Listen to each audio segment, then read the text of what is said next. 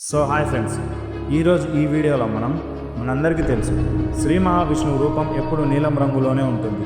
కానీ మీకు ఎప్పుడైనా ఈ ప్రశ్న వచ్చిందా, విష్ణుమూర్తి ఎందుకు నీలం రంగులోనే ఉంటారు?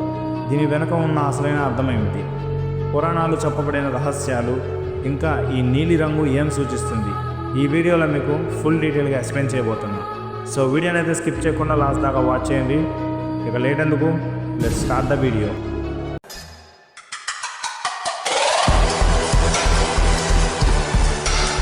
ఆకాశం, సముద్రం ఎందుకు నీలం రంగులో కనిపిస్తుంది?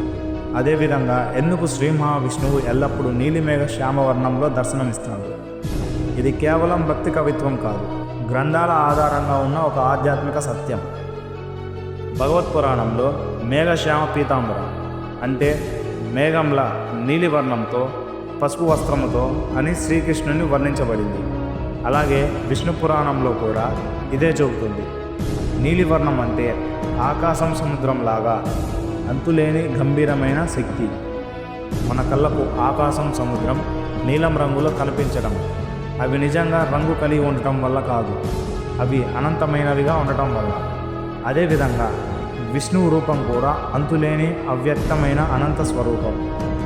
ఈ రూపం మనకు శ్యామవర్ణం రూపంగా దర్శనమిస్తారు.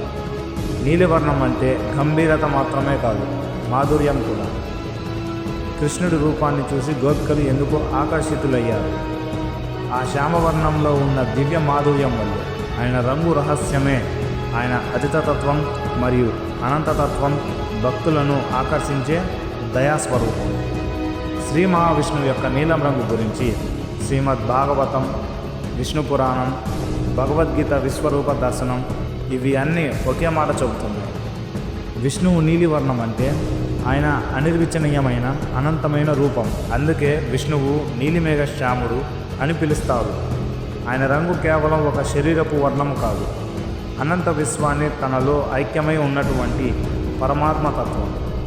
ఓం నమో నారాయణ.